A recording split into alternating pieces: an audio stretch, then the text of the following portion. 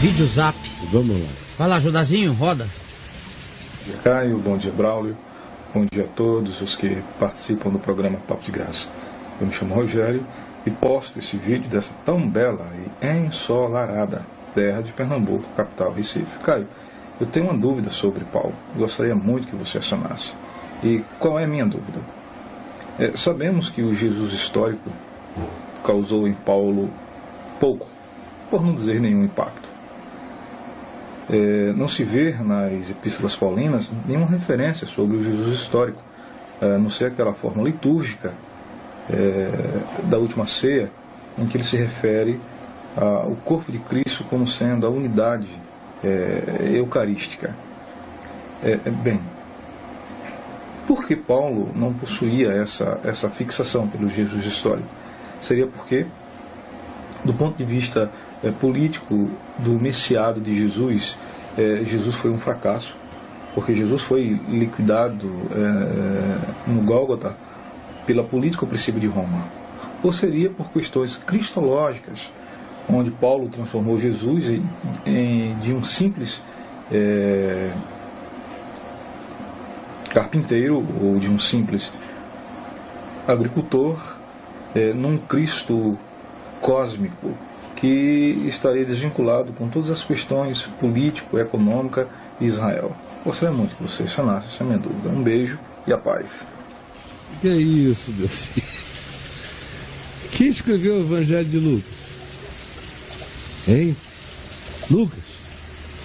Ao excelentíssimo Teófilo, decidi te dar por ordem a narrativa, na sequência mais cronológica, mais lógica possível, dos fatos que entre nós se deram, depois de acurada investigação de tudo, desde a sua origem, eis aqui. Aí apresenta o Evangelho de Lucas.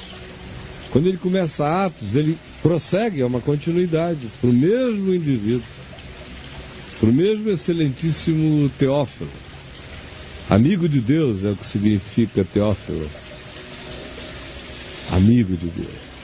Ele prossegue em Atos dizendo que agora ele estava fazendo outra acurada investigação de tudo, porque ele começou a descrever a história com a presença dele em Atos, do capítulo 16 de Atos em diante, é quando ele se inclui como narrador, como autor, o Lucas.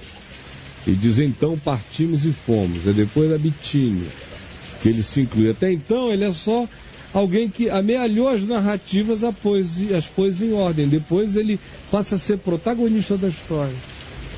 Se não fosse Lucas, que andava era com Paulo, querido, não era com Pedro. Eu não consigo entender como é que vocês não fazem, não somam duas. Aí ficam lendo essa coisa da cristologia do Cristo, a diferença do Cristo histórico para o cristológico. É coisa infantil, não é? Eu até fiz as minhas gracinhas teológicas uns 40 anos atrás a respeito disso. Depois eu fui vendo que tudo é muito patético. Todo esse pessoal que você lê, e um monte que você nunca sonhou em ler, eu já li desses conflitos. E é tudo uma grande bobagem, voltando a Paulo e a Lucas. Se não fosse por Paulo, que é o mentor de Lucas, a gente não teria o mais organizado de todos os evangelhos históricos, que é o de Lucas, que chega a ser chamado de o grande evangelho histórico. O Cristo histórico do Galileu, por exemplo, extremamente amparado no segundo Galiléia, está profundamente amparado no Evangelho de Lucas. As grandes discussões da década de 70, da década de 80 eram essas.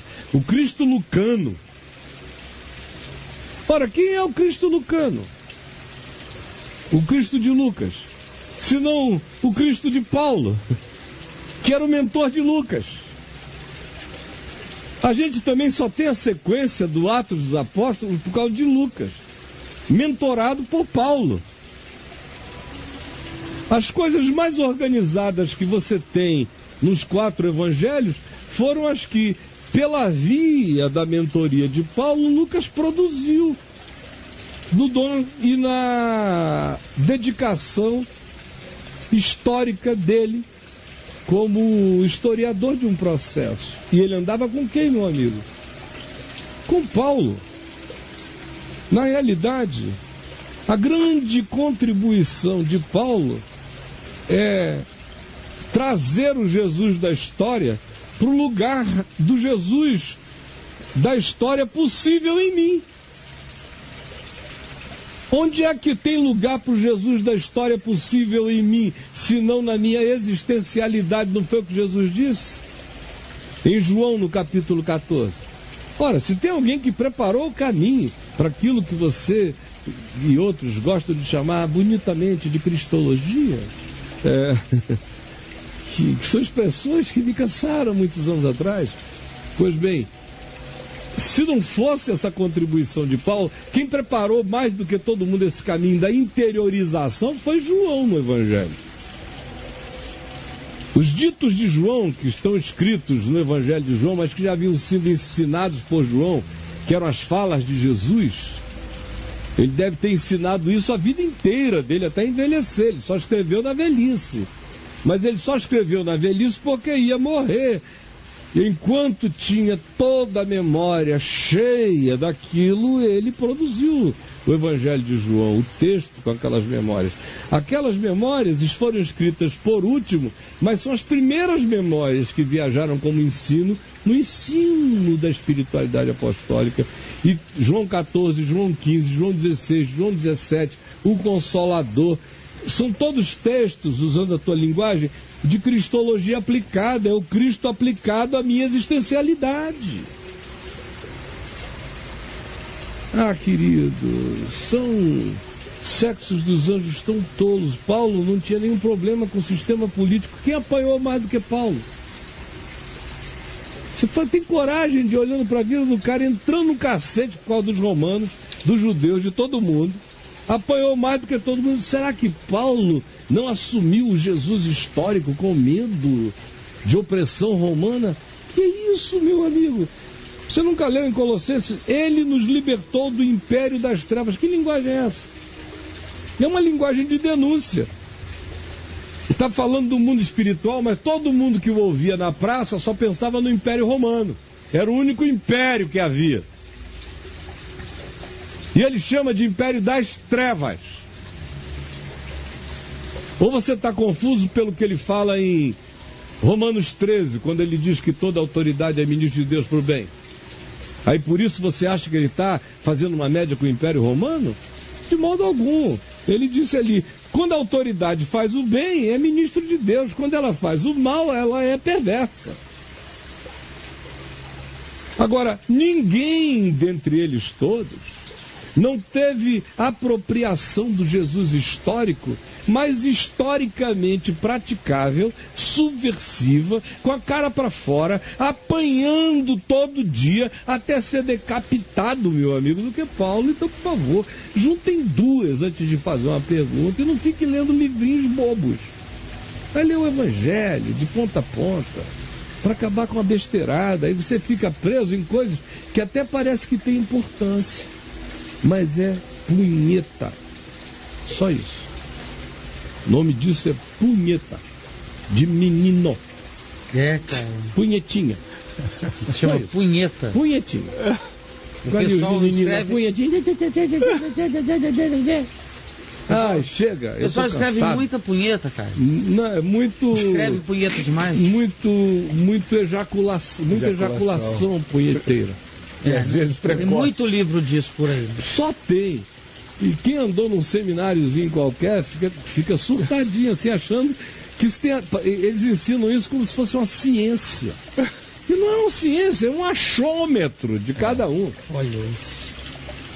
Aí vai, tenta amparar historicamente isso e aquilo. Mas quando você tem um conhecimento muito mais global da história, você vê que continua a ser uma construção de uma fixação do cara para chegar onde ele quer chegar, transformar Paulo no que ele quer transformar, construir a tese dele, provar a tese dele e publicar a monografia dele, quem sabe ter um livro. Nada além disso. É uma deliberação do cara. Tudo é a mesma coisa, meu irmão. Olha, se na ciência, nas ciências exatas, anda-se perto disso, Imagina na ciência teológica, que não é ciência de nada. É só a ciência da ejaculação do desejo pessoal. Ou da crença pré-estabelecida. Ou da pressuposição adotada. E tudo é uma especulação terrível. É muito chato, muito terrível. Meu querido, não fique chateadinho comigo não, mas para com isso, rapaz. Isso aí está muito ainda no... Vai pro sertão de Pernambuco, rapaz. Abre a palavra, vai orar por gente doente, vai curar enfermos, vai pregar o evangelho. Prega o evangelho. Tá falando com um cara para quem essa idiotice já nasceu morta. Prega o evangelho inteiro, nunca vi nenhuma coisa dessas que vocês ficam tentando encontrar como pretexto para continuarem apenas tentando encontrar e nunca fazer nada, nunca viver nada, nunca passar disso. E só ficar com essa conversa assim. Não, amigo. Beijo. Vai lá no meu site, leia A Mente de Paulo, todinho. Um link chamado A Mente de Paulo. Leia tudo. Leia. Escreva também Lucas, História, Evangelho. Leia. Depois volte aqui a mim e veja se sobrou alguma coisa, tá bom? Não são tratados, não. Basta um cacete. Não precisa um tratado para derrubar a idiotice. É um peteleco.